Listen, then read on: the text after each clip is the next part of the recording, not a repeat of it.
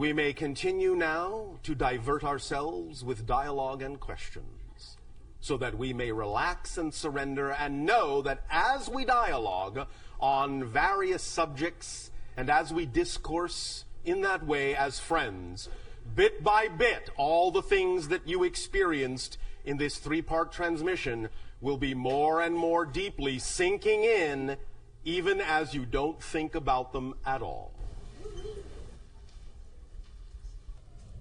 Hello, Bashar. And to you, good day. I just want to thank you so much. One moment. All right. I wanted to thank you so much. I saw you probably a year and a half ago at the quantum physics workshop that you did, and my life has just been a series of miracles and synchronistic events, and it's been so much fun. And well, thank you for creating your life to be that. Thank you. At that workshop, you had mentioned that there was these ships in the sky. They were stars. They would look like stars. They were blue and red and white, and they would strobe. And you said that those were the motherships. And I was incredibly excited to spot them, and I did.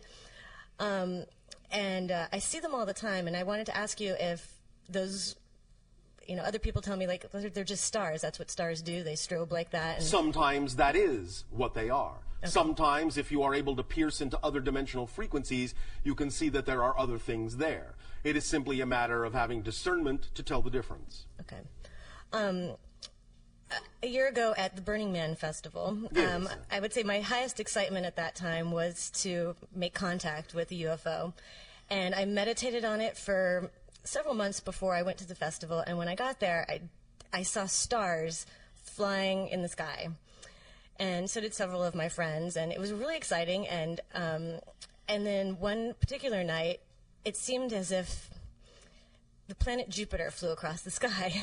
No. And there were several of us who obviously it wasn't the planet Jupiter. It was something else. It looked like maybe it was parked in front of Jupiter, but definitely a very bright object that was pretending to be Jupiter that evening flew very dramatically across the sky, and about 10 of my friends saw it, and it was incredibly exciting. And I don't know what to make of that. What do you need to make of it? I'm curious from your perspective what it was that we actually saw and how it manifested itself in that manner. There will always be, in a sense, observations made and observations allowed to test the level of ability that you have as beings to pierce the veil into other dimensional frequencies and see things that otherwise you would not be capable of perceiving. So many of these are simply, in that sense, barometers to allow us to know, and others to know, what level of frequency you happen to be operating at in that particular scenario, so that we can, in that sense, gauge and understand what different scenarios allow you to do as permission slips to take yourself to different levels, and what, by taking yourself to those different levels, you are capable of perceiving. Okay. For we will know when you can see us. And we will know when you cannot. Interesting. And that will go into a large pool of understanding and knowledge about how ready your species and your planet is for further contact. Okay. All right? Yes. So you can make that of it if you wish. I shall. Thank you. Another question. I have a negative blood type, and I've wanted to ask you this for a while. I've read about it, and I've tried to understand where it comes from. And I'm curious, from your perspective, what, if I incarnated into this body at this time, space, reality, with this particular blood type for a particular reason? Of course. You always make these choices. There are always aspects of what you choose to experience as an incarnation that play into the theme that you chose to explore. Again, the question is, what do you make of it? What does it turn your mind to? What does it focus you on? When you create symbols for yourself in your reality, it is usually reflective of some aspect of the theme that you are exploring in this life. For example, the channel's blood type is B positive.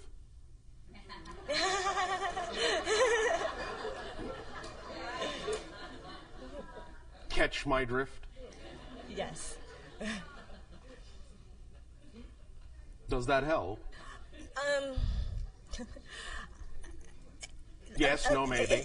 A little bit. All I was right. wondering if you could explain a little bit where it comes from and As we have recently said, humanity is a mix of a variety of genetic types, the idea being that some of it is extraterrestrial in origin. So in that you have these mixed up genetics, some of the issues of blood type are connected to that, and some of them are also representative of the indigenous stock of the hominid that evolved naturally on the planet.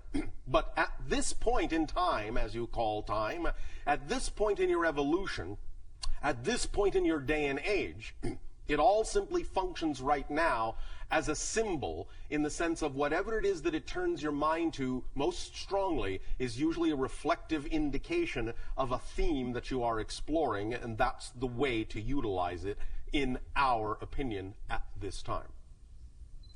Okay. All right. Yes. And I have one last question. It's a little odd question. Oh, but an it's something- odd question as opposed to an even question. Yes, well, Exactly. it's question 3. I guess that makes it odd. All right. Okay. I've been studying a lot of mythology, Yeah. and the stories are really fascinating. I can see how they're all related across, the Bible and Egypt and Yes, whatever. yes, yes. And there's a story of Samson, Yeah. and the strength was in his hair. Yes. And it got me wondering if we hold our wisdom in our hair, and Not literally. not literally, and what it is. Why is there a thought form that manifests as no hair in men, and no offense to our channel, obviously. I don't have any hair either. I told you it was a strange question, but I was curious It's a why is case-by-case basis, Why men and it in our will also culture- depend upon when the symbol appears archetypally in your history in terms of what the symbols mean to that particular culture at that particular time. It isn't always across the board for every single era and every single epoch that the symbols mean the same things or are representative of the same things. In that context, the idea really was self-image. The strength was in how he saw himself. Hair being a representation to many people on your planet of their image. Do you understand? Yes. So, it was a lesson in the idea of regardless of what you are going through, it is the image you hold of yourself that will actually carry you through. And when the hair was cut, what that is a euphemism for is somebody, in a sense, offering him a reality where he chose to accept it as a diminishment of his self-image. But once he regained his self-image, once his hair grew back, he regained his strength. But it's an issue of self-image. You follow? I do. So, the idea now, in terms of not having hair, is the idea, in a sense, that image isn't so important anymore, that it is, in that sense, the idea of being, shall we say, naked to the world. Do you understand? I do. All right. Does that help? It does. Is there a reason why in our culture right now that there's the gender difference in men and women? Why?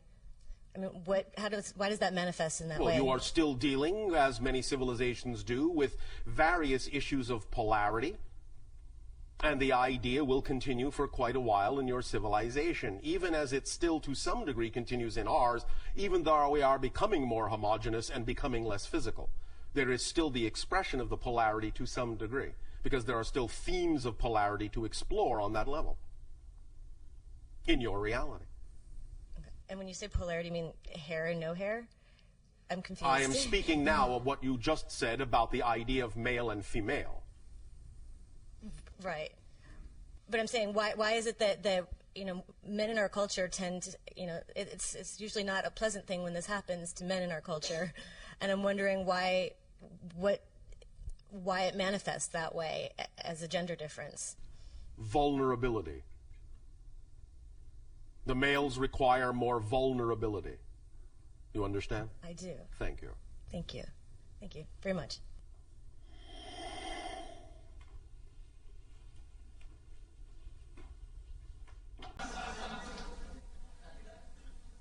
Bashar, we have a question from our News for the Soul listeners. Oh, all right. And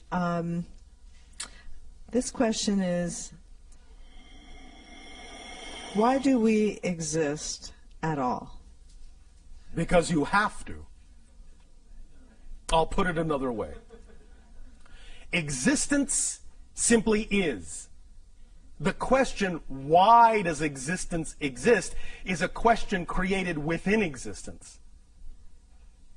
The question is subject to existence. Existence is not subject to the question. Existence only has one quality, to exist. Therefore, that which exists simply exists. It doesn't in any way, shape, or form need to justify its existence by asking, why does it exist? Existence exists because that's the quality it exhibits. Existence. That's amazing. We think so. All the things that will never exist already don't exist. There's no room in non-existence for the things that do exist. Therefore, if it exists, it doesn't need to explain why it exists. It exists because it's not non-existence. Therefore, the only other place it can be is in existence. That's the ultimate polarity of creation. I get the feeling that the people on your planet enjoy that kind of thinking. We do. There was one other question that I thought I'd slip in here Oh, from all right. another listener, and that is, what's the best way to overcome a phobia? It depends. There is no one best way. It depends upon the person. It depends upon their belief systems. It depends upon what permission slips work best for them. The best way, euphemistically, is their way.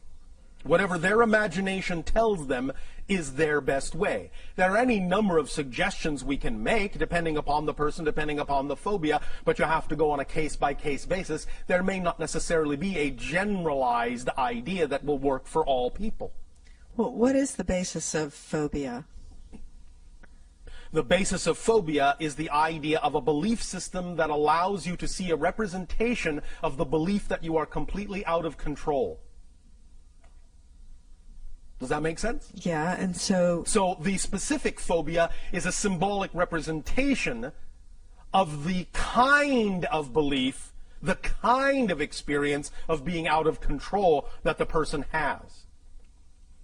So, if you wish to carry this further, you could say the best way, quote unquote, to understand how to create or alleviate the creation of the phobia is to understand the symbology of what it is the person is phobic about as a symbolic representation of the control issue they feel that they lack within themselves. a lot of times people think they're connected like with a past life. In a sense, it can be. However, remember that from our point of view, there really is no such thing as the past or the future. So if they feel it's connected to another parallel, simultaneously coexistent experience, they have to understand that they're actually choosing to create that from the present life and simply cross-connect to another presently existing life for a purpose, for a reason, for an exploration, for an experience, for a lesson. So when they get, first of all, in touch with the idea that it doesn't come from the past, it is a present connection, therefore it brings it into the present, it brings it more into control, they will understand they have more control about how to deal with it. Because it's not coming from some deep, dark, mysterious past that they can't access. It's all being created now in the present, because here and now is all there is. There is no past, there is no future. There is only now. Does that make sense? Yeah, it sounds like a person will choose a corresponding life, a parallel life that has a symbolic representation of an issue that they're dealing with. Yes, now. they could. And in examining that, if that's one thing they would like to do. They don't have to, but in examining that, it might give them some reflective insight into what they have chosen to create for themselves in the life that they are dealing with. If they resolve the issue, that's one of the paths, obviously, for That's one way. alleviating it. But there's also things like desensitization. There are any number of techniques and tools and permission slips. It depends on the person. It depends on the choice. It depends on the experience they have chosen. It depends on a case-by-case basis.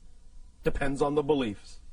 Okay. Depends on the purpose for why they are having that experience. Depends on what they're going to get out of it. Depends on what they're going to learn. Depends on how it will expand them. Depends on many things. However, if you wish to break it down generally to the quote-unquote, again, best way,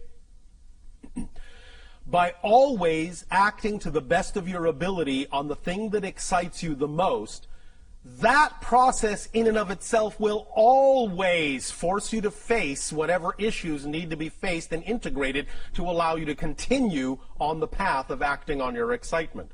Now, of course, if someone is phobic about acting on their excitement, they may be creating an interesting vicious circle experience for themselves. Nevertheless, it will still, by being willing to take any action in that direction at all, open up the synchronicity that will bring to them whatever experience they need to face that issue, and bring also with it all the information necessary to deal with that issue if they are open to it. We understand that very often negative beliefs and fear may make it seem as if that's the last thing they want to do, but that's one of the things we're also going to be discussing tomorrow in terms of X-raying the structure of negative beliefs. So, for the idea of phobias, really understanding the structure of the belief that is causing the phobia can also be of great assistance, but the structure of that belief may vary from phobia to phobia and person to person. So there's no, again, exactly one best way, but on a very fundamental level, certainly understanding the structure of the belief that's causing the phobia can at least give a person a head start. All right? Okay, that's great. Thank you. Thank you. Hello. And a you good day. I only have 2 questions. Oh, only 2. Oh, all right. My first question is I am experiencing a lot of change. I am experiencing a lot of change and transition, like many people. A lot of what I've built up, Congratulations. I've had to let go of. Yes. And I'm just wondering if there anything that you could tell us that will help this transition move a little bit more smoothly. Thought I just did. Act on your highest joy to the best of your ability. Now, understand this. When we talk about acting on your excitement, it's because we know that excitement is actually a complete kit. It's the driving engine and the organizing principle of your entire life. So when you act on it fully, as best as you can, what will come with it are all the things necessary to actually allow you to expand in the smoothest, most effortless, most joyful way possible. It's a complete kit. It's self-contained. You don't necessarily need to do anything extra beyond the idea of fully acting with integrity to the best of your ability on your highest excitement in order to attract whatever you need synchronistically to allow you to experience your life in the smoothest way possible. As long as you're always willing to face and integrate and work with and deal with whatever your excitement brings up, then you will find that you'll be able to move forward in the smoothest possible way. Your willingness to allow whatever issue comes up, whatever belief comes up, whatever fear comes up, your willingness to allow it to be there for a reason and use it in a positive way is what will smooth out all the bumps. When you make fear your friend, when you say it's a messenger telling you something about yourself that you want to know, when you understand that fear is nothing but your own energy simply being filtered through belief systems that are out of alignment with your true self, then you can say, thank you, fear, for coming up. Thank you, issue, for coming up and pointing out to me that I have a belief that's out of alignment with my preferred, true, natural core self. And as soon as you identify the belief in that way and relate to the belief in that way and make a friend of your belief in that way, it will smooth out the fear energy into joy and excitement and give you the opportunity to utilize that understanding and that knowledge in the best possible way. Does that make sense to you? It does, but couldn't we have done this without all of this mass disintegration of all that we knew? Couldn't we have done this a different way? Why is it that we're experiencing There are many this way? ways to do things. This particular reality is the way things are done. You are also, as a soul, having experiences in other realities where things are done differently. But you also chose to be here because you wanted to experience this way as well, because it's one of the valid ways to experience the idea of creation. Breakdown, build-up, destruction, creation. It's a very valid way to experience the idea of creation. And again, when you learn to enjoy it for what it is, you will smooth out the bumps in it. Many individuals on your planet have talked to us about the idea that you feel like you're stuck in some kind of remedial kindergarten class, a school of hard knocks, a suffering planet. We choose to view this as a master graduating class. So the idea is that, yes, all right, college, university, sure, it's a little tougher than high school, but you're up to it because now you are in the master class. So the more you know that's what it is, and the more you treat it as such, the more benefit you will receive from the way things are structured, and the smoother things will get, and you will not have to experience it that way anymore. But the idea is, again, using the power of paradox. When you allow it to be all right to experience it the way you are experiencing it, you will no longer have a reason to experience it that way. It's only the resistance to the way you're experiencing it that makes that experience take longer to change. I get it. Thank you. I knew you would. My last question is for the past year during meditation or a time where I'm slowing my mind down to connect, I'm experiencing a lot of pressure in my head. Yes. Could you explain what that's about? There are sometimes different symptomologies when you are realigning energies. Sometimes there are physiological side effects or symptomologies. That's all right. They will dissipate. As you become more smoothly aligned and less resistant to certain kinds of change, those pressures will smooth out. Right now, it's simply the idea that the energy you are attempting to integrate in your estimation, in your belief system, in your definition, is simply more than you're used to. You don't feel equal to it yet.